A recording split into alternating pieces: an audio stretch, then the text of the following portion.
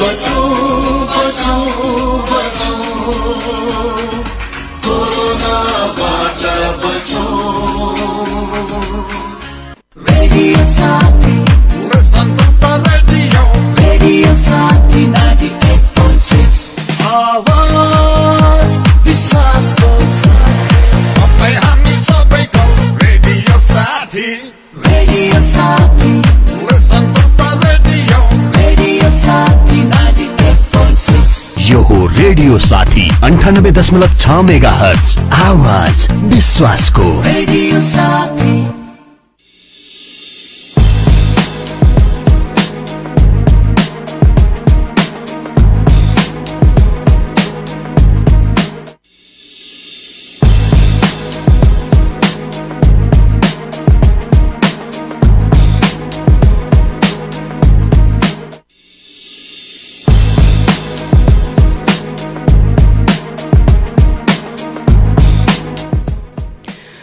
नमस्कार। रेडियो साथीको विशेष प्रसारणमा दैनिक प्रस्तुति कोरोना सेरिफहरूमा हार्दिक स्वागत गर्दछु। प्राविधिक साथी बन्दन आचार्यसँगै म जिआर दिताल।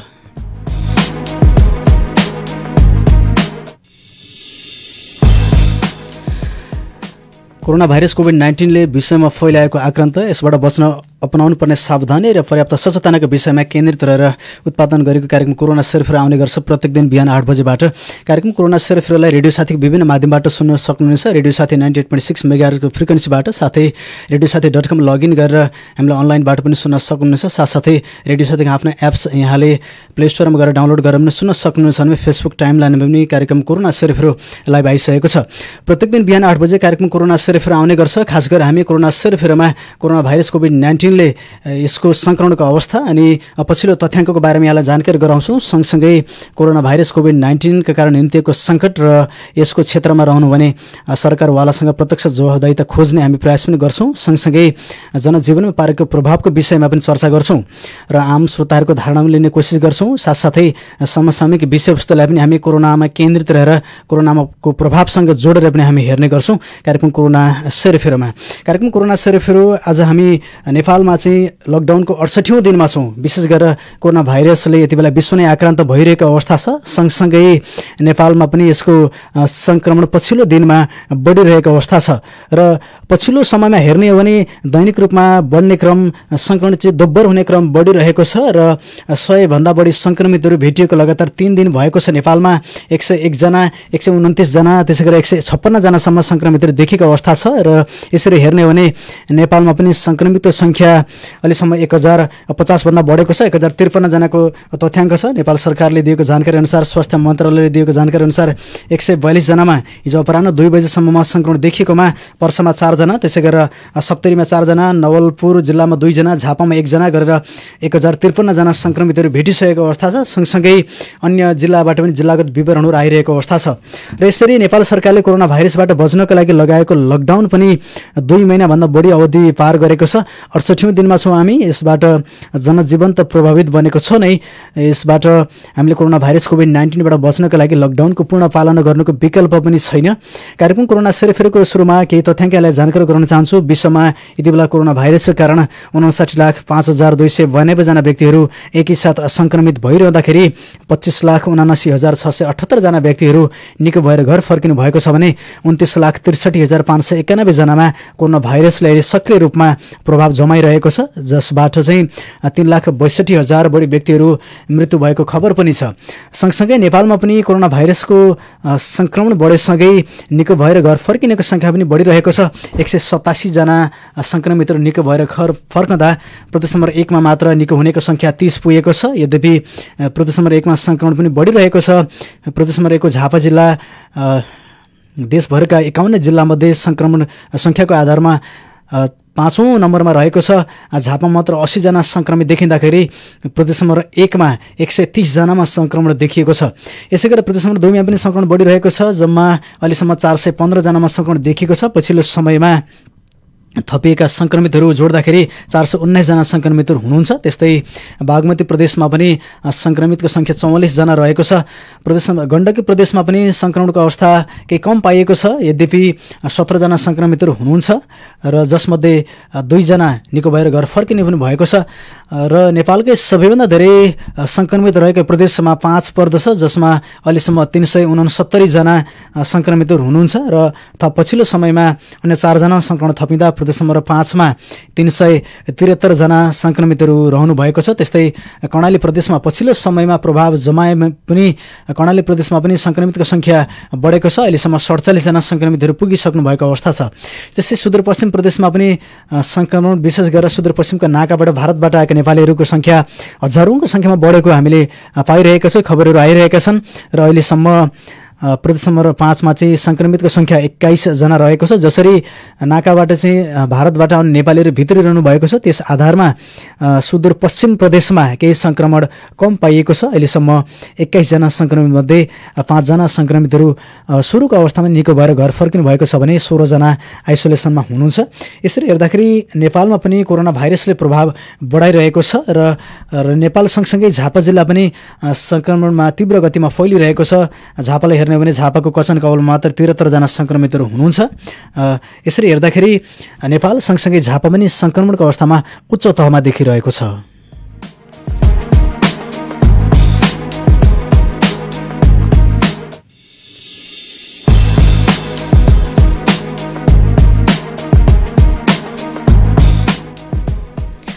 कार्यक्रम कोरोना सेरोफेरोको आजको भागमा हामी विशेष गरेर कोरोना भाइरसले बजेटमा पारेको प्रभाव, नेपाल सरकारले आर्थिक वर्ष 2077-78 का लागि चालु वर्षको बजेटभन्दा केही कम आय व्ययको बजेट सार्वजनिक गरिसकेको छ। आज हामी नेपाल सरकार का अर्थमन्त्री डाक्टर युवराज खतिवडाले हिजो संसदमा प्रस्तुत गर्नुभएको बजेटमा केन्द्रित रहेर आज हामी कुराकानी गर्ने प्रयासमा छौँ। विशेष गरेर कोरोना भाइरसको प्रभाव चाहिँ बजेटमा पनि देखिएको छ। चालु आर्थिक वर्षको भन्दा 58 अर्ब कम बजेट आएको तथ्याङ्क हामीबीचमा छ। नेपाल सरकारले चाहिँ 2077-78 का लागि 14 खर्ब 74 करोड 64 करोडको बजेट ल्याएको छ। र यसरी हेर्दाखेरि 14 खर्ब 74 अर्ब 64 करोडको बजेट आइरहँदाखेरि चालु आर्थिक वर्षको लागि सरकारले 15 खर्ब 32 अर्ब 96 करोडको बजेट ल्याएको थियो। र कोरोना महामारीकै बेला लकडाउनलाई छिचोल्दै घोषणा गरिएको नयाँ बजेटबारे सकारात्मक र नकारात्मक दुवै खाले प्रतिक्रियाहरू अहिले पछिल्लो समयमा आइरहेछन्। खास गरेर चाहिँ अर्थविदहरूले सकारात्मक रहेको तर कार्यान्वयनमा समस्या भएको कुरालाई पनि जोड दिइरहनु भएको छ। यसरी हेर्दाखेरि नेपाल सरकारले चाहिँ आगामी वर्षको बजेटलाई शिक्षामा त्यसै गरेर स्वास्थ्यमा चाहिँ थप केन्द्रित गरेको हामी पाउन सक्छौँ। यसरी हेर्दाखेरि बजेटको आकार घटाउन मन्त्री खतिवडाले यो वर्ष चालु र पुँजीगत दुवै खर्च घटाएको जानकारी उहाँले दिनुभएको छ। र बजेटको स्रोत व्यवस्थापनमा राजस्वबाट 8 खर्ब 89 अर्ब रुपैयाँ, वैदेशिक अनुदानबाट 60 अर्ब, वैदेशिक ऋणबाट 2 खर्ब 79 अर्ब रुपैयाँ जुटाइने समेत जानकारी दिएको छ। त्यस्तै यो वर्षको पुँजीगत विकासतर्फ, जसलाई हामी विकास खर्च पनि भन्छौँ, पुँजीगत खर्चमा पनि व्यापक कटौती गरिएको पाइएको छ। सरकारले पुँजीगत विकास खर्चतर्फ 3 खर्ब 52 अर्ब विनियोजन गरेको छ, जबकि चालु आर्थिक वर्षका लागि 4 खर्ब 8 अर्ब विकास बजेट राखेको थियो।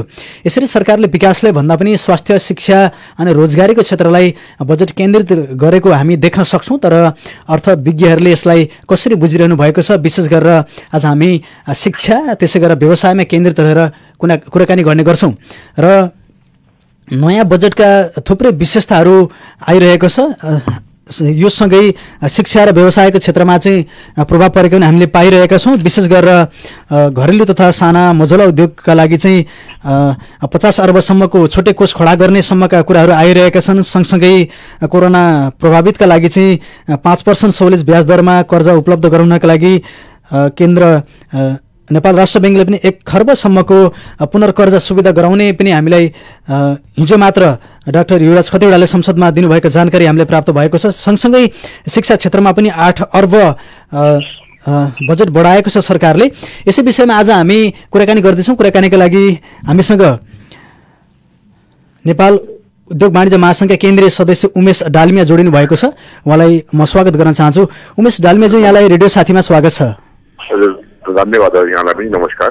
सबैभन्दा पहिला नेपाल सरकारले ल्याएको विशेष गरी पछिल्लो समयमा हिजो मात्र संसदमा पेश भएको बजेटको विषयमा यहाँको धारणा चाहिँ के छ? बजेट निजी क्षेत्रले केही उठाएका कुराहरूलाई बजेटले समेटेको जस्तो देखिरहेछ। सरसर्ती हेर्दा हामीले विद्युतको डिमान्ड शुल्क लकडाउन अवधिभरको नलिन भनेर आग्रह गर्यो, त्यसलाई समेटेको छ। अनि हामीले करका कुराहरू उठाएको थिए, करका कुराहरूमा पनि केही राहत दिएको जस्तो पनि देखिरहेको छ। तपाईँको अनि साना मझौला उद्योगहरूलाई पनि राहत दिएको आइरहेको छ। हामीले निजी क्षेत्रले उठाएका केही कुराहरू, हामीले चाहिँ बेरोजगारीका कुराहरू, अब 10 लाख जुन चाहिँ विदेशबाट आउने व्यक्तिहरूलाई रोजगारीको पनि कुराहरू, रोजगारीको कुराहरू पनि त्यसलाई केही समेटेको सरकारले हामीले पाएका छौँ। अब सरसर्ती हेर्दा निजी क्षेत्रले उठाएका केही थुप्रै कुराहरू समेटेका छन्, तर केही कुराहरू चाहिँ आएका छैनन्। जस्ता कि अब इन्डियामा 20 लाख करोडको राहत प्याकेज एउटा ठुला उद्योग मझौला उद्योगहरूलाई दिएको, यहाँ त घरेलु तथा साना उद्योगहरूलाई चाहिँ अलिकति राहत राम्रै दिएको हामीले पायौँ। अब के छ भने तपाईँको कोरोनालाई अब स्वास्थ्यमा राम्रै बजेट ठिकै दिएको छ। अब तपाईँ कृषिलाई पनि समेटेको छ यो बजेटले। अब यसो सरस्वती अब यसको कार्यान्वयन पक्ष कस्तो हुन्छ निजी क्षेत्रले, अब त्यो हेर्न हामीले बाँकी छ। अब जस्तो विशेष गरेर चाहिँ घर गाउँमा अनि यो ग्रामीण क्षेत्रमा केन्द्रित रहने मझौला उद्योगहरू, साना उद्योगहरूमा चाहिँ सरकारले अनुदान दिने होइन, अनि 50 अर्बसम्मको छुटेको स्थापना गर्ने भनेको छ। यसलाई कतिको सकारात्मक लिन सकिन्छ? यसको व्यावहारिक कार्यान्वयनको पाटो कस्तो रहन सक्ला? सकारात्मक पक्ष छ। हेर्नुहोस्, यो के भन्छ हात ल्याउनु, मझौला साना घरेलु उद्योगलाई ल्याउनु सकारात्मक पक्ष हो। निजी क्षेत्रले उठाइरहेको कुरा हो, त्यो उठाएको कुरामा केही सम्बोधन गरेको छ। अब कार्यान्वयन पक्षलाई अब हेर्नुपर्नेछ। कार्यान्वयन पक्ष सहज तरिकाले ल्याएका जुन चाहिँ राहत प्याकेज हो, बेगर झन्झट सहज तरिकाले तुरुन्तै अब त्यो राहत पाइयो भने केही अर्थलाई केही चलायमान यसले गराउँछ जरुर। एकदम के चाहिँ गाउँघरमा यसले अर्थलाई केही चलायमान जरुर गराउँछ। तर अब कार्यान्वयन पक्ष कस्तो हुन्छ, भोलि अब त्यो मझौला साना उद्योगहरूले त्यो राहतै पाएन, त्यो कार्यान्वयन पक्ष अलिकति त्यसलाई कडा गरिदियो भने भोलि त्यसले फेरि त्यो जुन चाहिँ सोचेको थियो जुन त्यो इम्प्याक्ट फेरि आउँदैन। अब सरकारले चाहिँ गत वर्षको भन्दा बजेटकै खुम्च्याएको छ। यसले चाहिँ यो विशेष गरेर व्यवसायको क्षेत्रमा चाहिँ, वाणिज्य क्षेत्रमा चाहिँ कस्तो असर पार्न सक्ला? बजेट त खुम्च्याउनु पर्ने। हेर्नुहोस्, लकडाउनले गर्दाखेरि अब यो विश्व महामारी यो रोगले गर्दाखेरि अब जसरी खुलेर एकदम काम अब उद्योग धन्दा पहिला जसरी काम त्यसरी हुँदैन, त्यो त खुम्च्याउनु पर्ने हो। त्यसले चाहिँ खुम्च्याएको बजेट त खुम्च्यायो, ठिकै छ बजेट। तर अलिकति के छ भने अब राष्ट्रिय गौरवका योजनाहरू चाहिँ हामीले निजी क्षेत्रलाई हेर्दाखेरि अलिकति ज्यादा भयो कि एउटा सीमित 2, 4, 5 वटा ल्याएर अझै तपाईँको स्वास्थ्य र कृषिमा चाहिँ अझै बजेटलाई चाहिँ अझै के छ भने विशेष अझै प्राथमिकता चाहिँ दिनुपर्ने थियो भनेर हाम्रो निजी क्षेत्रको चाहिँ मेरो चाहिँ यसमा भनाइ छ। अब सरकारले विनियोजन गरेको बजेट त छुट्याइसकेको छ, यो घोषणा गरिसकेको छ, सार्वजनिक गरिसकेको छ होइन। अब यसबाट चाहिँ लाभ लिनका लागि आम नागरिकहरूले चाहिँ कस्तो किसिमको भूमिका खेल्न सक्छन्? विशेष गरेर यहाँले भन्नुभयो जस्तो कृषिमा लाभ लिनका लागि अनि पशुपालनको क्षेत्रमा धेरै संख्यामा छ, त्यस्ता नागरिकहरूले चाहिँ अब कसरी लाभ उठाउने यो बजेटबाट? यो लाभ उठाउनलाई होइन, तपाईँले राम्रो क्वेसन गर्नुभयो। लाभ उठाउनलाई सबभन्दा पहिला अब हामीले अहिलेसम्म स्वास्थ्यमा जति बजेट आएको छ 60-70% खर्च नहुने जुन चाहिँ प्रविधि छ, अब यसलाई चाहिँ जो बजेटलाई चाहिँ 100% चाहिँ एकदम खर्च गर्नलाई चाहिँ एउटा नियम कानुन बनाएर यसलाई सुरु तहबाट अब श्रावणदेखि नै यसलाई चाहिँ लानुपर्छ। कृषिमा राम्रो ल्याएको छ। कृषिमा अहिले पनि अब हामी हेर्नुहोस्, लकडाउनको अवधिमा 4 अरबको हामी विदेशबाट भारतबाट के भन्छ तरकारीहरू मगाएर खायौँ। हाम्रो नेपाली जनताको चाहिँ खेतमा रहेका तरकारीहरू चाहिँ सडेर गयो। एउटा त्यसलाई चाहिँ कसरी हुन्छ, एउटा म्यानेजमेन्ट त्यसलाई चाहिँ एउटा स्थानीय निकायमा त्यसलाई चाहिँ एउटा के छ भने अब के छ भने तपाईँको जुन चाहिँ स्थानीय बजारहरू छ, तरकारी बजारहरूमा तिनीहरूलाई चाहिँ प्राथमिकता दिएर प्राथमिकताका साथ तिनीहरूलाई चाहिँ ल्याउने लैजाने व्यवस्था, तिनीहरूलाई चाहिँ बिक्री वितरण गर्ने व्यवस्था, तिनीहरूलाई के अप्ठ्याराहरू छन् ती अप्ठ्याराहरू त्यो कृषकहरूसँग एउटा सहकार्य गरेर गएको खण्डमा चाहिँ किसानलाई जुन चाहिँ दिएको छ बजेट त्यसले चाहिँ राम्रै उपलब्धि आउँछ। अब यहाँसँग एउटा अन्तिममा एउटा जिज्ञासा राख्छु। विशेष गरेर चाहिँ रोजगारको क्षेत्रमा चाहिँ सरकारले पनि बेला बेला उठाउने गर्छ, चाहे त्यो प्रधानमन्त्री रोजगार कार्यक्रम होस्, यस वर्ष पनि अझै बढी 2 लाख थप नागरिकलाई चाहिँ रोजगारी दिने भन्ने कुरा गरेको छ होइन। अब विशेष गरेर यो रोजगारीको सवालमा चाहिँ निजी व्यवसायहरू सरकारले जति नै ल्याए पनि निजी व्यवसायहरूले चाहिँ यसमा उल्लेख्य भूमिका गरेको भन्ने कुराहरू यहाँहरूले पनि बताउनुहुन्छ। अब सरकारको रोजगार कार्यक्रम र यहाँहरूले निजी क्षेत्रले सञ्चालन गर्ने रोजगार कार्यक्रम बीचमा चाहिँ तालमेल कस्तो रहन्छ, अनि अथवा सरकारले अहिले प्रस्तुत गरेको रोजगारको कार्यक्रमलाई चाहिँ कसरी हेर्नुहुन्छ यहाँले? हामीले रोजगार कार्यक्रममा हामीले स्वागत गरेका छौँ। हामीले जो अब विदेशबाट आउनेहरूले जे सिप सिकेर आएको छ त्यो सिपमा चाहिँ उहाँहरूलाई सजिलैसँग के छ भने त्यो रोजगार गर्न पाउने व्यवस्था सरकारले गर्नु पर्यो। अरू यहाँ कस्तो कस्तो टाइपको सिपहरू चाहिन्छ यहाँका उद्योगहरूलाई, यहाँका निजी क्षेत्रहरूलाई, त्यो टाइपको के छ भने तपाईँका ती मजदुरहरूलाई, ती आउने हाम्रा जनतालाई त्यस्तो टाइपको सिपहरू सिकाएर, अब किनभने अब हेर्नुहोस्, अब तपाईँको अब यहाँ कमसेकम हामीले अब भारतबाट, हाम्रो छिमेकी राष्ट्र भारतबाट त्यत्रा मजदुरहरू, झापाको हकमा हेर्नुहोस् तपाईँको कमसेकम 8-10 वटा प्लाइवुड उद्योग, भेनियर उद्योगमा 80% भारतीय मजदुरहरूले काम गर्छ। अहिलेको अवस्थामा तिनीहरू सब भारत गइरहेको वापिस अवस्था छ। अब उनीहरू आउने सम्भावना कम छ। त्यस कारणले यी हाम्रै जुन चाहिँ दाजुभाइ जुन चाहिँ आउने उनीहरूलाई नै त्यो सिपमा चाहिँ त्यो ट्रेनिङ गराएर त्यो काममा हामीले लाउन पायो भने कमसेकम तिनीहरूले रोजगारी पनि पाउने, यहाँको उद्योग धन्दा पनि फस्ट्याउने, उद्योग धन्दा पनि चल्ने हुन्थ्यो। त्यस कारणले एउटा समन्वयको चाहिँ खाँचो छ। त्यो समन्वय चाहिँ सरकारले, स्थानीय सरकारले र प्रदेश सरकारले त्यो समन्वय गरेर गएको खण्डमा चाहिँ भविष्य राम्रो देखिन्छ।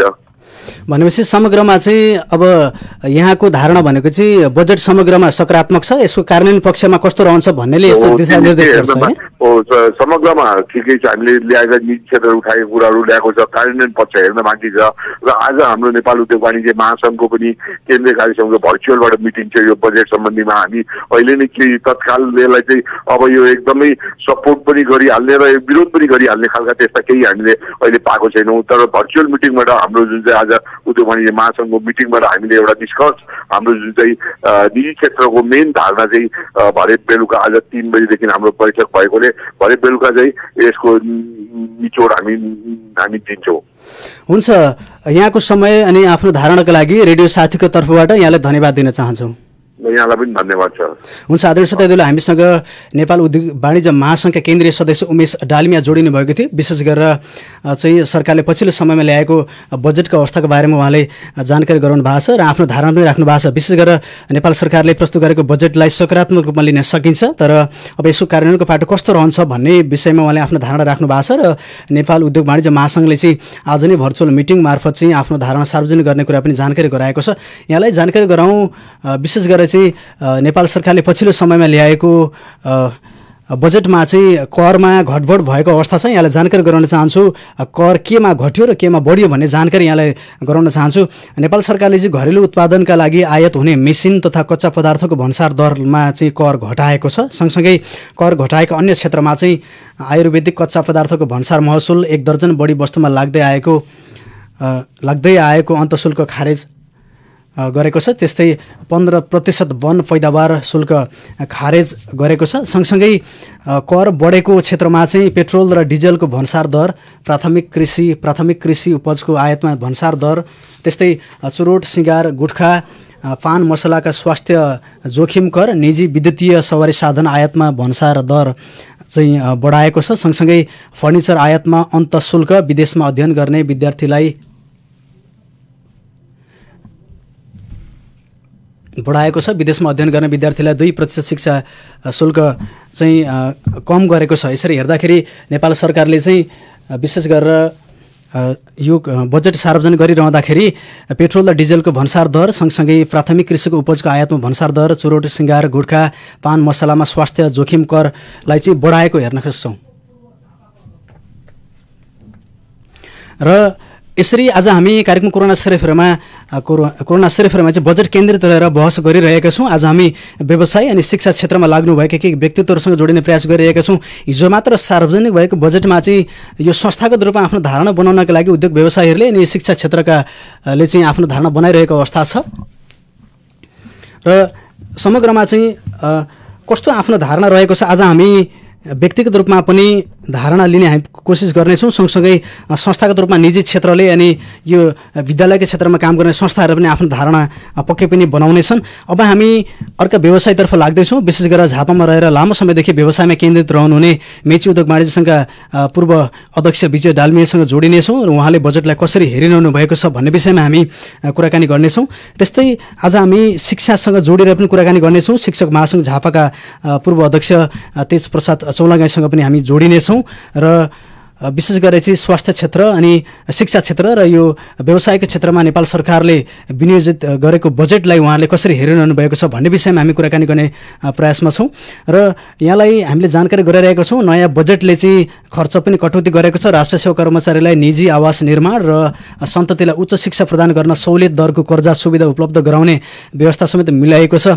यद्यपि स्वास्थ्य क्षेत्रमा राष्ट्र सेवा कर्मचारीहरूको हकमा चाहिँ केही हदसम्म जति पनि यो सुविधा दिँदै आएको थियो भत्ता कटौती गरेको विषयमा पनि यो आलोचना पनि भइरहेको छ। सँगसँगै राष्ट्र सेवा कर्मचारी बिचमा विभेद भएको कुराहरू पनि आइरहेको छ। विशेष गरी शिक्षा क्षेत्रमा लाग्ने राष्ट्र सेवा कर्मचारी अनि निजामती क्षेत्रका कर्मचारी बिचमा विभेद गरिएको भन्ने पनि आवाजहरू उठिरहेको छ।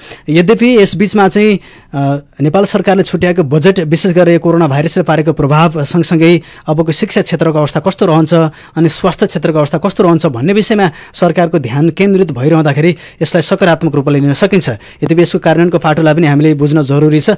यसबीच हामीसँग अर्का व्यवसायी मेची उद्योग वाणिज्य संघका पूर्व अध्यक्ष विजय डालमिया प्रत्यक्ष सम्पर्कमा जोडिनु भएको छ। डालमिया सर, यहाँलाई स्वागत छ रेडियो साथीमा। धन्यवाद सर। सबैभन्दा पहिला हिजो मात्र डाक्टर युवराज खतिवडाले प्रस्तुत गर्नुभएको बजेटको विषयमा व्यवसायको हिसाबले आफ्नो धारणा प्रस्तुत गर्नुहोस्, के भन्नुहुन्छ? यो हामी निजी क्षेत्रले आशा गरे अनुरूप बजेट आएको छैन। यद्यपि अब बजेट अरू क्षेत्रमा कृषि क्षेत्रमा केही आशा राख्दा कुराहरू पनि छन्, फेरि एकदम निराशाजनक कुराहरू पनि छैन। तर केही बजेट अझै फेरि यो चुनावी बजेट जस्तो महत्त्वकांक्षी बजेट ल्यायो कि भन्ने जस्तो पनि छ। अहिले हाम्रो आवश्यकता चाहिँ त्यो भारतको समुद्रमा या हिन्द महासागरमा हाम्रो त्यो राष्ट्रिय झण्डा अङ्कित प्राणीघाट कुदाउने होइन। मुख्य कुरो अहिलेको समस्याबाट कसरी निकाल्न सकिन्छ, अहिलेको समस्या कसरी जुझ्न सकिन्छ, अहिले भोकाएको जनतालाई कसरी अगाउन सकिन्छ भन्नेमा चिन्तित हुनुपर्ने हो। तर अहिलेको बजेटमा उयेल कुदाउने पानीघाट कुदाउने यस्ता महत्त्वकांक्षी योजनाले गर्दा फेरि यो उही पहिला जस्तो बजेट हुन्छ भन्ने कुरो हामी सशङ्कित छौँ। जस्तो अब यो साना उद्योग मजलो उद्योग सञ्चालन गर्नलाई त अब छुट्टै कोष 50 अर्बसम्मको छुट्टै कोष स्थापना कुराहरू छन् अनि राष्ट्र ब्याङ्कले चाहिँ पुनर्कर्जासम्म दिने, यदि त्यो कोषले पुगेन भने 1 खर्बसम्मको राष्ट्र ब्याङ्कले उपलब्ध गराउने भन्ने कुराहरूलाई पनि सकारात्मक रूपमा लिन सक्ने अवस्था त बन्छ नि, होइन?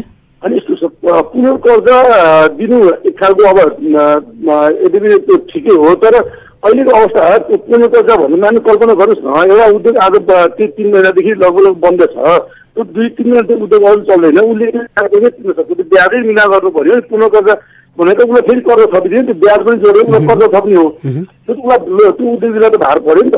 कमसेकम अहिलेको अवस्था लकडाउन भएको पिरियडको अवस्था जुन अवस्थासम्म हामी चाहिँ सहज बाटो बन्न सक्छ त्यो अवस्थासम्म चाहिँ नेपाल सरकारले कर छुट गर्ने अनि भ्याट छुट गर्ने, त्यो अवस्थासम्म ब्याङ्कको ब्याज छुट गर्ने यस्ता कार्यक्रम चाहिँ ल्याउनु पर्छ। त्यो कार्यक्रम त फेरि बजेटमा छैन।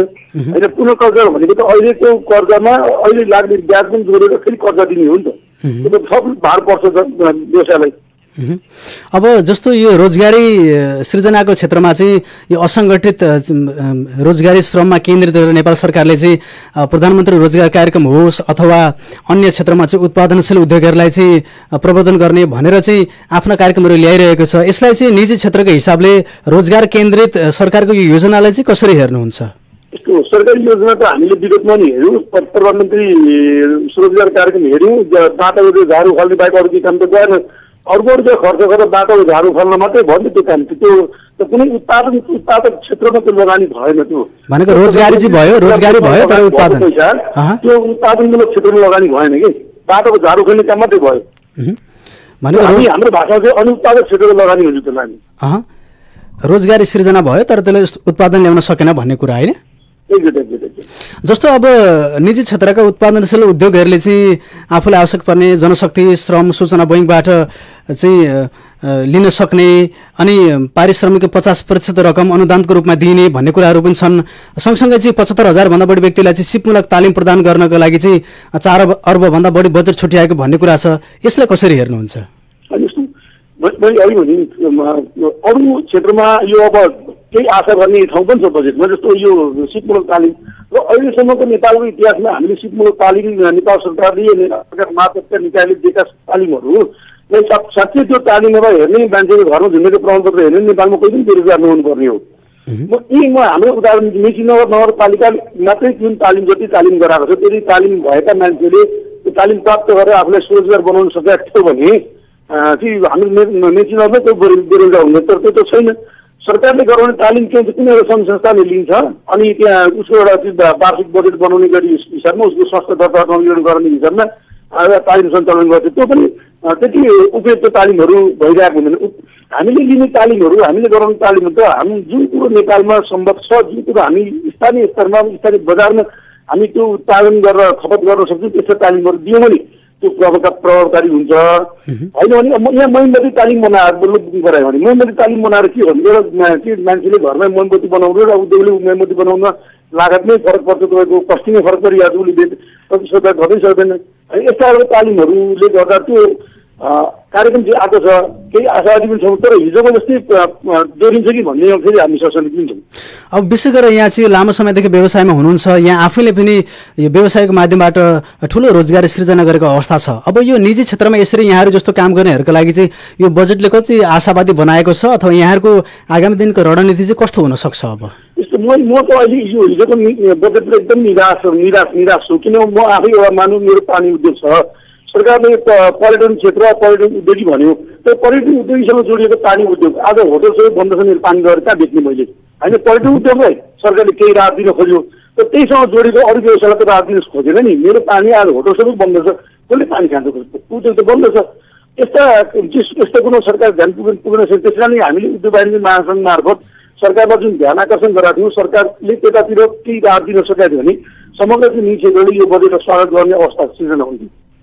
भनेपछि अब केन्द्रीय सदस्यसँग पनि हामीले कुराकानी गरेका थियौँ, समग्रमा बजेट चाहिँ अब आशावादी छ, यद्यपि हाम्रो आधिकारिक धारणा चाहिँ आएको छैन, हामी भर्चुअल मिटिङबाट चाहिँ यसको आधिकारिक धारणा हामी ल्याउँछौँ भन्नु पनि भएको छ। अब समग्रमा चाहिँ यो कृषिमा पनि बजेट सरकारले बढाएको छ, यद्यपि यहाँले कार्यान्वयनको पक्षमा बारम्बार कुराहरू उठाइरहनु भएको छ। अब व्यवसायको हिसाबले चाहिँ आम यो व्यवसायमा जोडिएका व्यक्तिहरूलाई चाहिँ विशेष गरी बजेट केन्द्रित रहेर तपाईँले गर्ने आग्रह अनुरोध चाहिँ कस्तो हुनसक्छ? अन्त्यमा के भन्नुहुन्छ? अनि यस्तो मैले अघि निवेदन गरेँ, केही क्षेत्र मैले अघि भने जस कृषि क्षेत्रमा केही उत्साहजनक हिसाबमा बजेट सरकारले ल्याउनु खोजेको छ, होइन, केही नयाँ कार्यक्रम दिन खोजेको छ, त्यो पनि एकदम सकारात्मक हो। हाम्रो नेपालको अर्थतन्त्रको मूल आधार नै कृषि र पर्यटन हो। दुईटै क्षेत्रलाई समेट्न सक्यौँ, दुईटै क्षेत्रलाई हामी केही अगाडि बढाउन सक्यौँ, निश्चित रूपमा हामी भोलिको दिनमा हामी आर्थिकमा फर्क मार्न सक्छौँ। त्यस कारणले कृषि क्षेत्रमा आएको बजेटलाई हामी आशातीत भएर हेर्छौँ, आशावादी उसले हेर्छौँ, तर कार्यान्वयनको पाटो कति जटिलता छ भन्ने कुरो योभन्दा अगाडि पनि यस्ता बजेटहरू आएका छन्, त्यसलाई कति कार्यान्वयन गर्न सक्यो भन्ने कुरोमा हामी फेरि पनि शङ्काको दृष्टिले हेर्नुपर्ने हामी बाध्य छौँ। किनभने किसानले न बिउ पाएको हुन्छ न मल पाएको हुन्छ, अनि बजेट मात्रै ल्याएर पनि हुँदैन, त्यसको कार्यान्वयन गर्न तल्लो निकायसम्म तल्लो त्यो किसानसम्म त्यो पुग्नु पर्यो योजनाहरू। यो आग्रह गर्न चाहनुहुन्छ होइन? हजुर हुन्छ, यहाँको समयको लागि धेरै धन्यवाद दिन चाहन्छौँ। हस्, यति बेला हामीसँग मेची उद्योग वाणिज्य सङ्घका पूर्व अध्यक्ष विजय ढालमिया जोडिनु भएको थियो। उहाँले यो बजेटले चाहिँ निजी क्षेत्रलाई सम्बोधन गर्न नसकेको प्रतिक्रिया दिनुभएको छ। विशेष गरेर चाहिँ यो व्यावहारिक कार्यान्वयन जहिले समस्या हुने गर्छ। नेपाल सरकारले अघिल्लो वर्ष गत वर्ष ल्याएको बजेट र यो वर्ष सार्वजनिक गरेको बजेटमा तात्विक भिन्नता केही छैन र यो व्यावहारिक कार्यान्वयनमा जहिले पनि समस्या आउने गर्छ भन्ने विषयमा उहाँले केन्द्रित रहेर आफ्नो धारणा सार्वजनिक गर्नुभएको छ र सँगसँगै निजी क्षेत्रमा चाहिँ केही सम्भावना पनि देखेका छन्, यद्यपि नेपाल सरकारले यसको कार्यान्वयनको पाटोको अवस्था हेरेर यसमा प्रतिक्रिया जनाउन सक्ने भन्ने उहाँले आफ्नो व्यक्तिगत धारणा राख्नु भएको छ। कार्यक्रम कोरोना सेरिफरमा हामी विशेष गरी निजी व्यवसाय क्षेत्र, उद्योग वाणिज्य क्षेत्र र शिक्षामा केन्द्रित रहेर कुराकानी गर्दैछौँ र बजेटको क्षेत्रलाई हेर्ने हो भने चाहिँ शिक्षा तथा सामाजिक क्षेत्रमा पनि सरकारले बजेट विनियोजन गरेको छ। शिक्षा विज्ञान तथा प्रविधि मन्त्रालयको कार्यक्रम कार्यान्वयन गर्नका लागि चाहिँ 1,71,71 करोड रुपियाँको चाहिँ बजेट विनियोजन भएको छ। शिक्षाका लागि गत वर्ष 1,63,00,00,000 बजेट विनियोजन भएको थियो। यसरी हेर्दाखेरि शिक्षामा अहिले 8 अर्ब रकम चाहिँ बढाइएको अवस्था छ। यद्यपि शिक्षा क्षेत्रमा रहनु व्यक्तित्वले यसलाई कसरी मूल्याङ्कन गर्नुहुनेछ भन्ने विषयमा हामी जोडिन खोजिरहेका छौँ। हामी बिचमा शिक्षक महासङ्घका पूर्व अध्यक्ष तेजप्रसाद चौलागे प्रत्यक्ष सम्पर्कमा जोडिनु भएको छ, उहाँलाई म स्वागत गर्छु। तेज सर, यहाँलाई स्वागत छ रेडियो साथीमा। एकदम धन्यवाद छ गीताजी। के छ सर, यो हिजो मात्र नेपाल सरकारले सार्वजनिक गरेको बजेटको अवस्था चाहिँ कसरी मूल्याङ्कन गर्नुहुन्छ शिक्षा क्षेत्रमा? समग्र मुलुकको समृद्धिको जुन नारा छ, देशव्यापी रूपमा आर्थिक समृद्धि तब मात्र सम्भव हुन्छ जबसम्म शिक्षा र स्वास्थ्य क्षेत्रमा समुचित विकास गरिन्छ। यथेष्ट बजेटहरूको व्यवस्था गरेर शिक्षा र स्वास्थ्यलाई चाहिँ राज्यको दायित्वमा चाहिँ दायित्वभित्र राखिन्छ तब मात्र समृद्धि सम्भव हुन्छ। त्यसैले विगत लामो समयदेखि हामीले भनेको कुरा के हो भने कुनै पनि समृद्ध राष्ट्रलाई हेर्ने हो भने कुल बजेटको कम्तीमा 20% भन्दा माथि शिक्षामा बजेट विनियोजित भएको हुन्छ, शिक्षा र स्वास्थ्यमा। भर्खरै हामी 11.4 छ, गत वर्षभन्दा केही पर्सेन्टेज मात्र लगभग 1.1 को हाराहारीमा बढेको छ। 11.4% बजेट विनियोजित भएको छ। यो अप्ठ्यारोका बावजुदमा पनि यो बजेट विनियोजित हुनु एक खाले सकारात्मक कुरा भए तापनि यसले समग्रतामा शिक्षा क्षेत्रमा देखिएका विकृति विसङ्गति र शिक्षा क्षेत्रको उन्नयनमा खासै सकारात्मक असर पार्छ जस्तो मलाई लाग्दैन गीताजी। यहाँसँग चाहिँ अर्को एउटा विषय पनि जोड्न खोज्छु, एक एक गरेर जान चाहन्छु। यहाँ चाहिँ लामो समयदेखि शिक्षा क्षेत्रमा जोडिनु भएको छ। अब पछिल्लो समयमा भएका कार्यक्रमहरूले नि निरन्तरता दिएका केही कुराहरू पनि जस्तो चाहिँ अहिले विशेष गरेर यो कक्षा 5 सम्म अध्ययन गर्ने विद्यार्थीको लागि चाहिँ दिवा खाजा खर्चको व्यवस्थापन गरेको छ। यसलाई चाहिँ कसरी हेर्न सकिन्छ? यो सकारात्मक कुरा हो। दिवा खाजा देशभर लागू हुने भन्ने नारा आयो। कक्षा 1 देखि 5 सम्म भनेर किटानी गरियो। गत वर्ष चाहिँ सेसनको सुरुमै दिवा खाजा क्यान्सल गर्यो, बुझ्नु भएन? यहाँ चाहिँ अब कार्यक्रम अब गत वर्ष सबै सामुदायिक विद्यालयमा सेनिटरी प्याड वितरण गर्ने भन्यो, एउटै आउँदै आएन। नौना विद्यालयमा यति करोडको बजेट आउँछ भनेर चाहिँ सबै प्लानिङ भयो, त्यो बजेटै आएन। अनि तपाईँको राष्ट्रपति शैक्षिक सुधार योजना भनेर धेरै राम्रो बजेटहरू थिए, त्यो पनि विद्यालयसम्म पुगेनन्। त्यसकारणले यो बजेट निर्माण गर्नु मात्रै ठुलो कुरो होइन, यसलाई सफल रूपमा कार्यान्वयन गर्नुपर्ने चाहिँ महत्त्वपूर्ण कुरा हो। जहाँसम्म 5 सम्मको चाहिँ दिवा खाजाको कुरा छ देशभरै लागू हुने, 39 जिल्लामा त पहिले नै लागू थियो।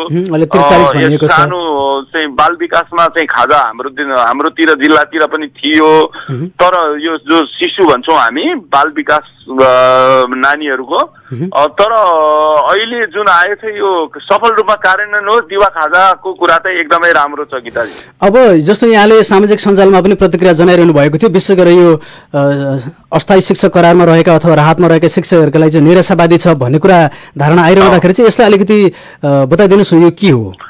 अब तपाईँ सुन्नुहोस् है गीताजी, अब हामी यो श्रमजीवीको सरकार, यो सरकार सर्वहाराको सरकार पनि हो, यो श्रमिक कम्युनिस्टहरूको सरकार पनि हो र सामुदायिक विद्यालयमा काम गर्ने जो बाल विकास शिक्षकहरू छन्, विगतका सरकारहरूले पनि अन्याय गरेको मासिक 500बाट सुरु गरेको हामीले लडाईँ लड्दै गर्दा अहिले मासिक 6000 पुगेको छ बाल विकास शिक्षकको। अब तपाईँको 2400 देखि 3400 देखि 7500 खाने चाहिँ 3 वर्गका कर्मचारीहरू छन्। हामीले के भन्यौँ भने कम्तीमा एउटा श्रमिकले प्राप्त गर्ने 13500 रुपियाँको ज्याला देऊ। एउटा चाहिँ श्रमिकले चाहिँ 1 महिनासम्म सेवा गर्दाखेरि मासिक 13500 राज्यले तोकेको ज्याला विद्यालयमा फेरि पनि विद्यालयको जग जहाँनिर चाहिँ साना नानीहरूलाई चाहिँ सम्हालेर पढाउनु पर्छ। अब स्कुलमा ल्याएर गाभिसकेपछि तपाईँको 10 बजेदेखि 3 बजीसम्म ती बाल विकास शिक्षकहरू खटेका छन्। तिनीहरूलाई चाहिँ राज्यले न्यूनतम ज्याला दिनुपर्छ भन्ने हाम्रो ठुलो माग होइन, तर त्यो 6000 को 6000 जस्ताको तस्तै भयो। हेर्नुहोस् त्यो संख्या कति छ भन्नुहोस् न, 34000 भन्दा बढीको संख्या छ मुलुकभरि। जहाँसम्म स्थानीय सरकारहरूले केही चाहिँ 1000 2000 केही चाहिँ रकम थपेको अवस्था छ, सक्ने विद्यालयहरूले पनि थपेको अवस्था छ, तर उनीहरूको आत्मसम्मानमा त चोट पुगेकै हो नि। हिजोका विगतका सरकारले पनि गरेन। कम्तीमा एउटा श्रमजीवीहरूको सरकार, श्रमजीवीको नेतृत्व गर्ने शिक्षा मन्त्रीले त कम्तीमा यति कुरो बुझ्नुपर्छ भन्ने कुरा चाहिँ मैले विद्यालयको सामुदायिक विद्यालयका बाल विकास शिक्षक र त्यसमा रहेका कर्मचारीहरूले न्यूनतम पाउनुपर्ने पारिश्रमिक पाएनन्, यो निराशाजनक भन्ने कुरा हो। जहाँसम्म अब तपाईँको राहत शिक्षक, अस्थायी करार शिक्षक र उच्च माविमा रहेका शिक्षकहरूको व्यवस्थापनको कुरा विगतमा शिक्षक आन्दोलनले सरकारसँग सम्झौता गरेको छ। हामी के चाहन्छौँ भने सुन्नुहोस् है, सरकार नियन्त्रित शिक्षा सेवा आयोगबाट शिक्षकको नियुक्ति नहोस्। हेर्नुहोस् हामीले चाहेको कुरो, सरकार नियन्त्रित शिक्षा सेवा आयोगबाट शिक्षकको नियुक्ति भयो भने त्यसमा राजनीतिकरण हुन सक्छ, योग्य र दक्ष उम्मेदवारहरू नछानिन सक्छन्। त्यसैले शिक्षा सेवा आयोगलाई संवैधानिक आयोग बनाउनु पर्छ भनेर हामीले विगत लामो समयदेखि चाहिँ यो लडाईँ लडेको। तर सरकारले चाहिँ के गर्यो त भन्दाखेरि शिक्षा सेवा आयोगलाई संवैधानिक आयोग बनाउनुको सट्टा 16 प्रकृतिका शिक्षकहरूको बीचमा हुँदाहुँदै अहिले त सरकारले नीतिगत निर्णय गरेर 6000 अनुदान शिक्षक भनेर सरकारले नियुक्ति गर्ने कुरा लिएर आयो। त्यस कारणले गर्दा यसले चाहिँ ठुलो चाहिँ एउटा चाहिँ अब शिक्षा सेवा आयोग भइरहेको शिक्षा आयोग पछिल्लो समयमा शिक्षा आयोगको निष्पक्षतालाई कसैले प्रश्न चिन्ह उठाएको छैन। त्यहाँबाट आएका शिक्षकहरू जति दक्ष छन् अब भोलि व्यवस्थापन समिति शिक्षा कार्यालय मार्फत चाहिँ अनुदान शिक्षकहरू जुन नियुक्ति गर्ने र शिक्षा सेवा आयोगका अधिकारहरूलाई कटौती गरेर डाइरेक्ट चाहिँ यसरी शिक्षक नियुक्ति गर्दा शिक्षाको गुणस्तर कहाँ पुग्ला? तपाईँ हामी जतिका मान्छेले यसको बारेमा चाहिँ इमान्दारीपूर्वक कुरा उठाउनुपर्छ भन्ने आग्रह हो। भनेपछि स्वयंसेवक शिक्षक परिचालन गर्ने जसरी 6000 भन्दा बढी शिक्षक राख्ने भन्ने कुरा छ, यसमा पनि भोलि गएर चाहिँ पारदर्शिता नहुन सक्छ, गुणस्तरीय नहुन सक्छ भन्ने यहाँको धारणा हो। 6000 शिक्षकको दरबन्दी आवश्यक हो। यसलाई दरबन्दीमा कायम गरेर यसको नियुक्ति प्रक्रिया चाहिँ शिक्षा सेवा आयोग मार्फत दिनुपर्छ क्या। अब यहाँहरूले चाहिँ विशेष गरी नेतृत्वमा पनि हुनुहुन्छ, यहाँहरूले चाहिँ संस्थागत रूपमा गर्ने यो प्रभाव कस्तो रहन्छ? यहाँले दबाब सिर्जना गर्ने अथवा यसको अन्य कार्यान्वयनको पाटोमा जानका लागि यहाँहरूले गर्ने प्रयास चाहिँ कस्तो रहन सक्छ? अब होइन, हामी त शिक्षक महासङ्घसँग जोडिएका छौँ। सम्पूर्ण शिक्षक कर्मचारीहरूको पक्षमा हामीले वकालत गरिरहेका छौँ। यसको लागि सरकारसँग विगतको शिक्षक आन्दोलनमा भएका वार्ता र सम्झौताहरूमा यी सबै कुरा छन् क्या गीता सर। यी सबै कुरा चाहिँ सरकारले गर्छु, आगामी बजेटबाट चाहिँ सम्बोधन गर्छु भनेर चाहिँ गत वर्षको चाहिँ शिक्षक महासङ्घको आन्दोलनलाई चाहिँ मत्थर पार्ने काम भएको छ। मन्त्रालयमा पनि शैक्षिक संवाद समूह गठन गरेर यी मुद्दाहरूलाई, यो बाल विकास शिक्षकका कुरा, उच्च माध्यमिकका शिक्षकका कुरा र हातका शिक्षकका समस्याका कुरा, यो चाहिँ राज्यले बढी खर्च गर्नुपर्ने अवस्था छैन। त्यही भित्रको व्यवस्थापनबाट चाहिँ नि यी सम्बोधन हुन्छन्। जहाँसम्म सरकारले के दिएको भने 6000 शिक्षक आवश्यक दिएको, यो सही कुरा हो। तर यसको प्रक्रिया के हो भने अनुदान शिक्षक स्वयंसेवक शिक्षक होइन क्या गीताजी। अनुदान स्वयं शिक्षक होइन, दरबन्दी कायम गरेर खुल्ला विज्ञापन गरेर प्रतिस्पर्धाको आधारमा यो नयाँ ट्यागधारी स्वयंसेवक शिक्षक अनुदान शिक्षक होइन।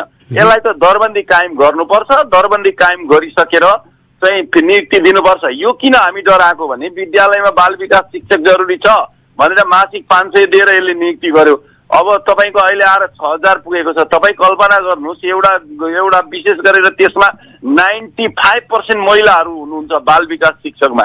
एउटा 6000 रुपियाँ पारिश्रमिक लिएर 10 बजीदेखि 3 बजीसम्म स्कुलमा गरेर पढाउने र त्यही समयावधिमा पढाउने शिक्षक, एउटा प्राविधिक शिक्षकको न्यूनतम 26000 तलब छ भने एउटा बाल विकास शिक्षक जसले सबभन्दा बढी मेहनत गर्नुपर्छ त्यसको चाहिँ 6000 रुपियाँ, यो कसरी न्यायसङ्गत हुन सक्छ? र भोलि यही गतिमा चाहिँ स्वयंसेवक शिक्षकहरू पनि पुग्ने हुन् कि? किनभने गत वर्षको प्र्याक्टिसमा के देखियो त भन्दाखेरि अघिल्लो तलबको मापदण्डको आधारमा अनुदान शिक्षक भनेर गत वर्ष पनि चाहिँ तपाईँको सरकारले चाहिँ अनुदान शिक्षकहरू नियुक्ति गरेको छ विभिन्न विद्यालयमा। तपाईँ बुझ्न सक्नुहुन्छ उहाँहरूको सेवा सुविधा अहिले वर्तमान शिक्षक दरबन्दीको सेवा सुविधा भन्दा निकै तल छ, पहिलाको तलब स्केल छ।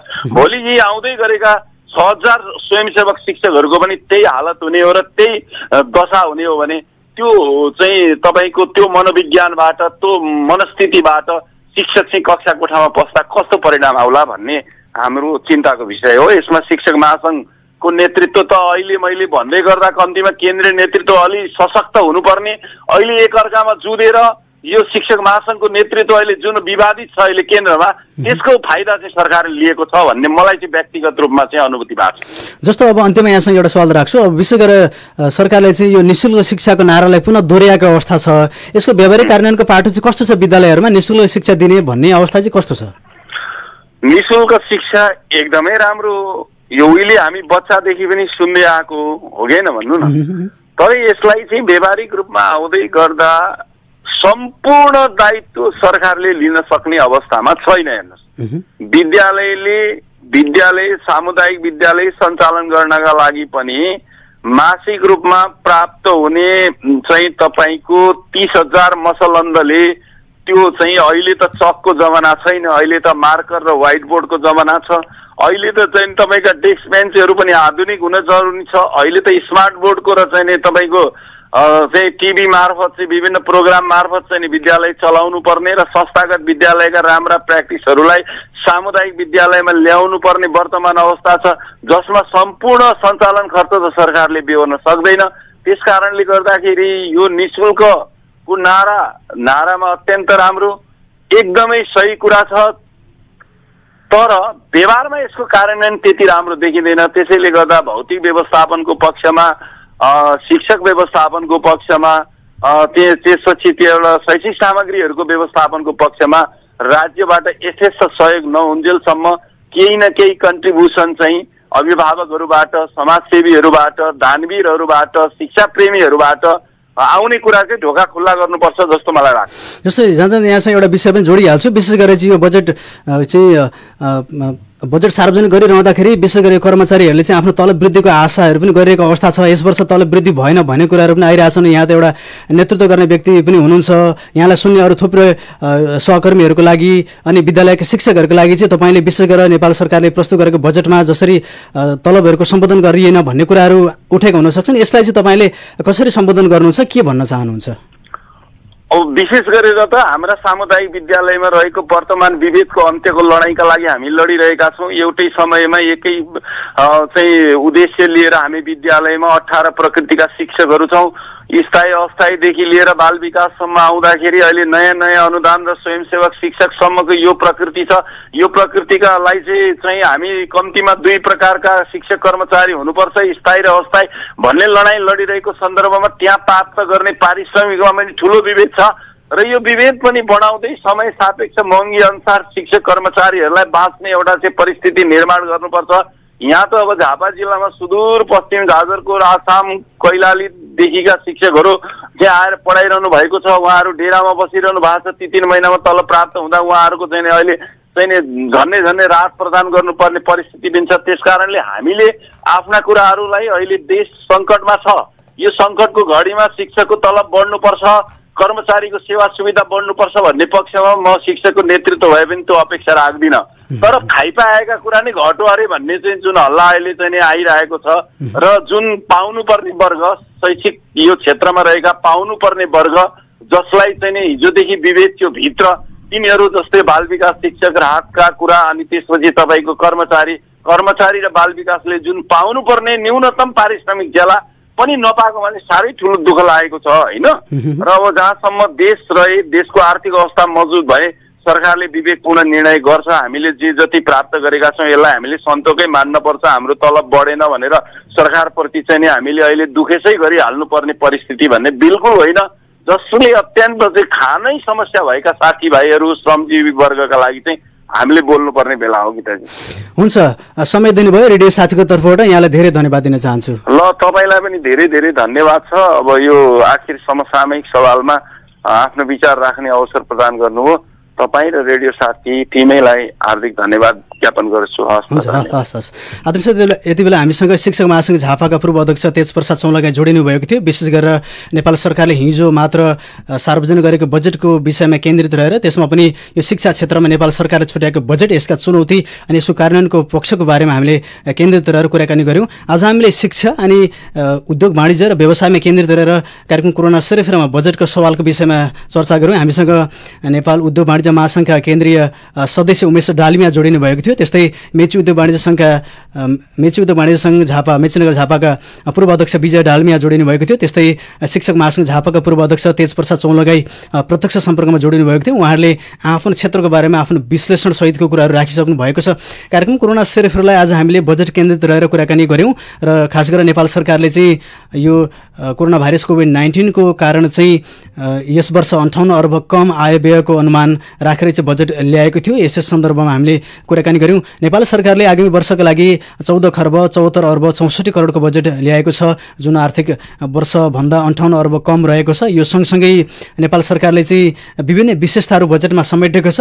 यो विशेषतालाई हेर्दाखेरि शिक्षा अनि यो स्वास्थ्य सँगसँगै रोजगारीको क्षेत्रलाई उच्च प्राथमिकतामा राखेको हामी पाउन सक्छौँ। यसरी हेर्दाखेरि नेपाल सरकारले आगामी वर्षलाई चाहिँ कसरी चलायमान बनाउने र भएको पुँजीलाई कसरी कार्यान्वयन गर्ने भन्ने विषयमा पनि आफ्नो धारणा ल्याएको, आफ्नो दृष्टिकोण बनाएको हामी पाउन सक्छौँ। सँगसँगै नेपालले चाहिँ करको दायरालाई पेट्रोल र डिजेलको भन्सार दरमा बढाएको छ, जुन नेपालभित्रै नै गर्छ। सँगसँगै प्राथमिक कृषि उपजको आयातमा भन्सार दर बढाएको छ। चुरोट, सिँगार, गुट्खा, पान मसला, स्वास्थ्य जोखिम कर पनि बढाएको छ। निजी विद्युतीय सवारी साधन आयातमाको भन्सार दर पनि बढाएको छ। यसले चाहिँ सवारी साधनको मूल्य पनि बढ्ने अनुमान लाउन सकिन्छ। त्यस्तै फर्निचर आयातमा पनि अन्तशुल्क बढाएको छ। विदेशमा अध्ययन गर्ने विद्यार्थीलाई 2% शिक्षा सेवा शुल्क पनि बढाएको छ। यसले चाहिँ चाहिँ हामी यहाँबाट के बुझ्न सक्छौँ भने यो आन्तरिक प्रवर्धनमा र देशमै रोजगारी अवस्था सृजना गर्नुपर्छ भन्ने कुरालाई पनि जोड दिएको छ। सँगसँगै नेपाल सरकारले कर बढाएको मात्र नभएर घटाएको शीर्षकहरू पनि घरेलु उत्पादनका लागि आयात हुने मेसिन तथा कच्चा पदार्थको भन्सार दर घटाएको छ। यसबाट हामी के बुझ्न सक्छौँ भने नेपाल सरकारले यो विशेष गरी घरेलु उत्पादनका लागि प्रोत्साहन गर्न खोजेको पनि छ। सँगसँगै आयुर्वेदिक कच्चा पदार्थको भन्सार महसुल पनि घटाएको छ। सँगसँगै 1 दर्जनभन्दा बढी वस्तुमा लाग्दै आएको अन्तशुल्क पनि खारेज गरेको छ अनि 15% वन पैदावार शुल्क पनि खारेज गरेको अवस्था छ। यसरी नेपाल सरकारले बजेटलाई चुस्त दुरुस्त बनाउनका लागि व्यवहारिक कार्यान्वयन गर्नका लागि र सबैको अपनत्व महसुस गराउनका लागि काम गरिरहेको अवस्था छ। यद्यपि यसको हामी व्यवहारिक कार्यान्वयनको अपेक्षा पनि गर्छौँ र नेपाल सरकारले ल्याएको बजेटमा सकारात्मक बन्दै नेपाल सरकारलाई सहयोगी भूमिकामा आउनका लागि चाहिँ हामी सबैले सहयोग गर्न जरुरी छ। कार्यक्रम कोरोना सेरेफेरको हामी अन्त्यतिर छौँ। यहाँलाई पुनः जानकारी गरौँ, नेपालमा कोरोना भाइरस कोभिड-19बाट सङ्क्रमितको सङ्ख्या 1053 पुगेको छ पछिल्लो समयमा र परीक्षणको दायरा पनि बढिरहेको अवस्था छ। प्रदेश नम्बर 1 मा सङ्क्रमितको सङ्ख्या प्रदेश नम्बर 1 मा पनि बढिरहेको अवस्था छ। प्रदेश नम्बर 1 मा मात्र 130 जना सङ्क्रमितहरू अहिलेसम्म देखिरहँदाखेरि 30 जना निको भएर घर फर्किनु भएको छ भने सिङ्गो नेपालबाट चाहिँ 187 जना व्यक्तिहरू कोरोनालाई पराजित गरेर घर फर्किनु भएको अवस्था छ।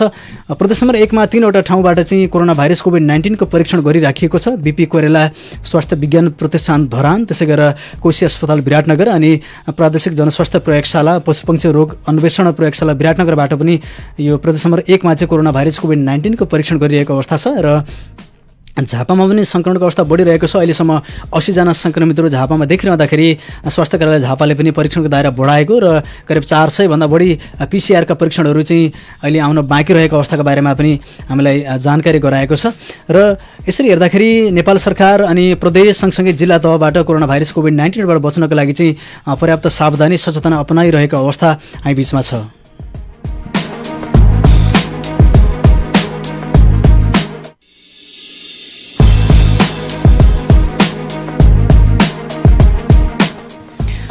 आदरणीय श्रोता, कार्यक्रम कोरोना सेरेफेरोको आजको भागबाट बिदा मागेर जाने बेला भइसकेको छ। कार्यक्रममा आज हामीले विविध विषयमा चर्चा गऱ्यौँ, खास गरेर कोभिड-19 कोरोना भाइरसको पछिल्लो तथ्याङ्क अनि नेपाल सरकारले प्रस्तुत गरेको बजेटमा केन्द्रित रहेर हामीले कुराकानी गऱ्यौँ। भोलिको अङ्कमा हामी पुनः उपस्थित हुने नै छौँ।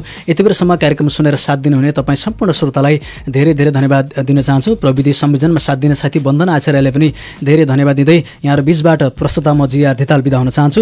प्रत्येक 20 मिनटमा साबन